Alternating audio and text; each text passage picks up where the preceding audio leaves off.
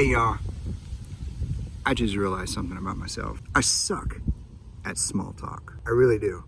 I absolutely suck at small talk.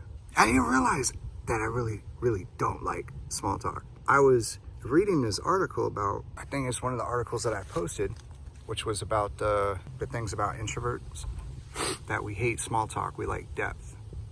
And I realized, like, oh my goodness, no wonder why I get anxiety all day long when I'm around a lot of people.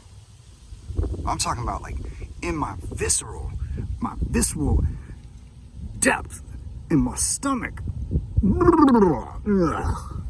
That type of anxiety, I hate it. It's all day, the entire time I'm around people, lots of people. And then I don't have any anxiety when I'm talking to people and we're communicating at a depth that you walk away from the conversation feeling moved, feeling like your perspective was stretched a little bit. Maybe it's that I feel like I need to escape somewhere, to go be in a quiet place. That's why I kind of posted a picture on the other day in my truck with my visor on the windshield, and then I cut out cardboard panels, cardboard from cardboard box, and I put them in my windows to make it dark inside my truck, because it's like a place that I can escape to, that it's almost like a blanket. You know, when you're a kid and some thunderstorm comes and you kind of hide under the blankets. That's crazy, man. I just realized that. But yeah, man, maybe I get anxiety with the small talk because I didn't give myself enough space to be able to feel the last conversation that I had with somebody. I didn't sit still long enough to feel myself move. You know, the paradigm bump, perspective stretch. I didn't give myself space or time to feel that moment. But would it matter? I don't know. I'm really curious to know, does that really matter? But there's so many people, man. There's so many people that I talk to daily that are really struggling right now. And I don't know if it's necessarily because of the holidays. I see it progressively getting worse. It's the way that we carry ourselves. It's the words that we use to communicate our feelings, the music that we're listening to, the news that we're watching, the gossip that we're gossiping, everything, man. I don't know if it's just that we're progressively getting worse, or is it just the season? Now, isn't the winter a time of constriction? You kind of stop harvesting, you stop and you kind of retreat into your cave to rest, to prepare for spring. That's probably it. But so many people don't stop long enough that their body's just, you know what, I'm going to do it for you. It's kind of like with resistance training, or just working out in general. You go 150% right off the bat without any warm up. Actually, it doesn't even matter if you've been warmed up. You go 150% for a prolonged period of time past your body's ability to rest and recuperate or regenerate the energy that you just used up. You're gonna hit the wall. You're gonna break. You're going to have a situation. You're gonna have one of those epiphanies that, whoo, you got some work to do. Because you will. If your muscles don't, your stomach will. And if your stomach won't and your muscles won't, your head will. And you'll be waking up on a gurney. Maybe because we don't stop. We just keep going. We don't spend enough times with our family. We don't spend enough time, you know, in solitude. Like in situations with me, maybe I don't spend enough time in solitude to regenerate, recoup, replenish. And then I just keep going right back out. Constantly putting oxygen masks on other people instead of putting one on myself. Maybe that's because maybe that's the reason why I'm feeling that same pinch. I don't know. But what I do know, I just basically said it. Like I'm part of all of those demographics that I just said. Because I'm basically channeling my experiences, and yeah, I'm having an epiphany right now. Can you tell? Brother man is having an enlightenment. An enlightened minute. Wow.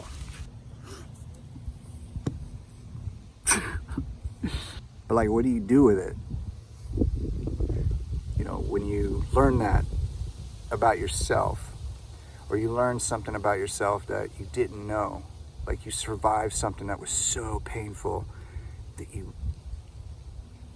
thought you literally were going to die from either a heart attack or broken heart, something so atrocious that you don't think that there's any other human being on this planet that could have experienced the same suffering that you've experienced, but miraculously you did. And that you learned about yourself that things can get really bad really, really quick. So bad and so quick that we forget how to survive, that we forget how resilient we are.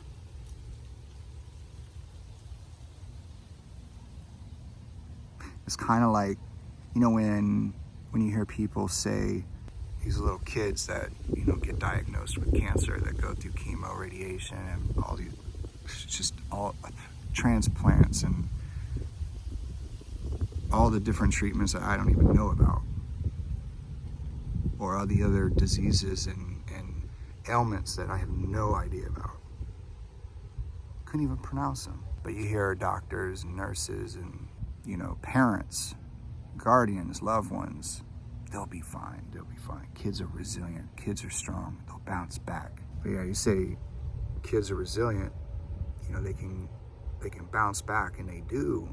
You know, the individuals who do bounce back, they become so strong as a result, and then they forget about, they know that they went through it, but they forgot the pain, the pain. They forgot about the pain. But we, you know, they're cheerleaders. We don't forget about their pain.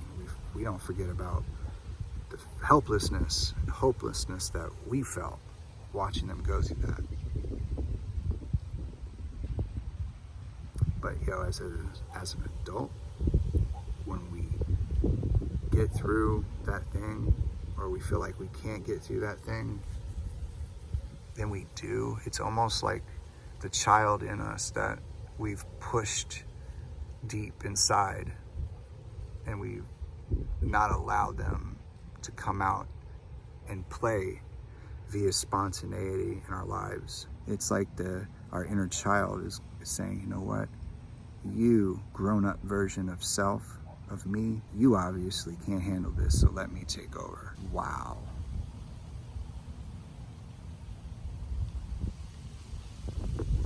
Dang, and could you also imagine, like,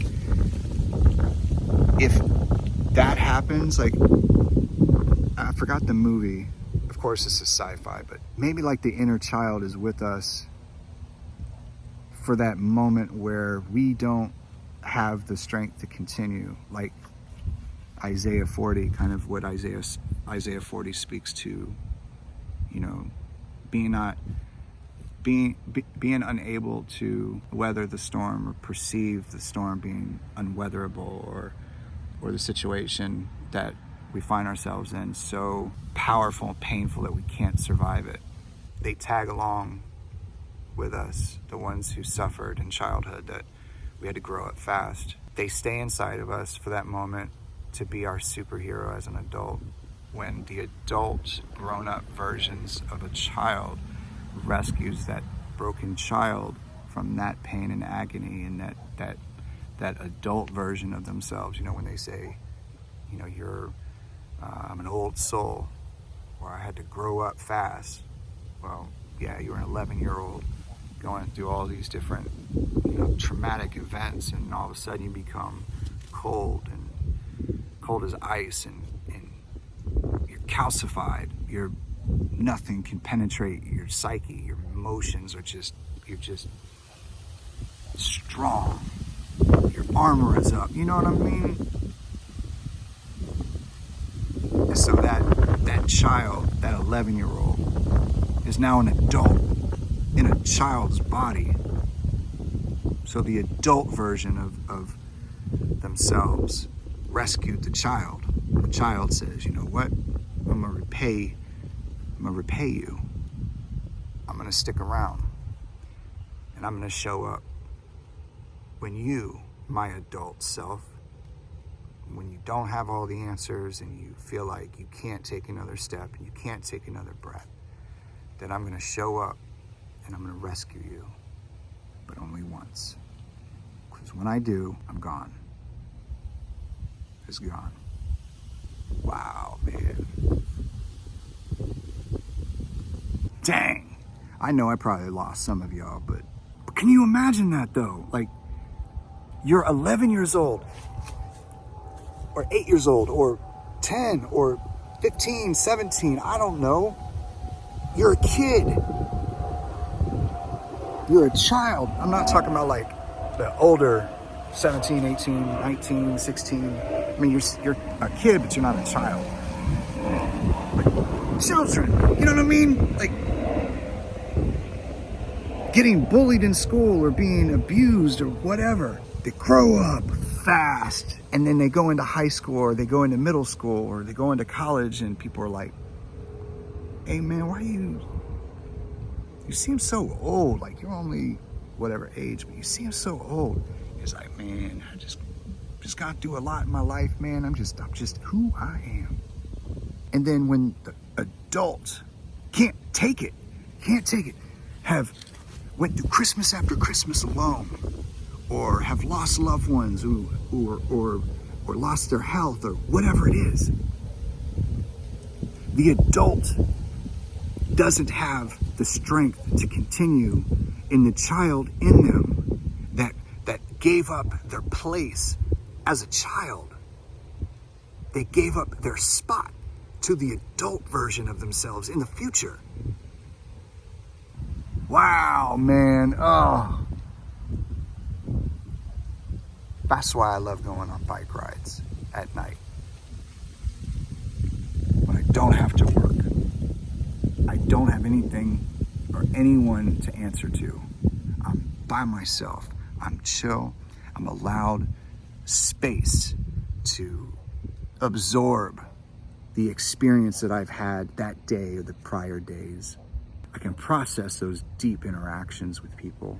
I can feel the pain of the people that I shared moments with. I can celebrate the experiences, the accomplishments, and the joy and the love. Oh, the love of the people who are so awake that they just want to share that with everyone, and to process that, and to not allow myself to become hardened. These bike rides help me a lot. Anyway, thanks for allowing me to ramble. I keep looking up at the amount of time that I've been shooting this video. This is probably like take 5, take 6. I've gone through so many takes and I didn't laugh at any of them because I'm like, I'm cold and I'm just trying to process my thoughts but not sound kooky at the same time. And I'm thinking, man, I got a lot of jump cuts to do and things to edit out because I don't want these awkward pauses, like I'll drop my phone or the light will turn off. Oh man. Anyway, I love y'all. Don't give up. Whatever it is that you're going through, ask for help. You're not weak because you ask for help. You're stronger than everyone that refuses to. That's the truth. With an F. Truth. That is the truth for your hindquarters. I love you. Have a blessed day, no matter where you are in the world. I hope you, your friends and family are happy, healthy, and safe. And I will holler at y'all. Peace.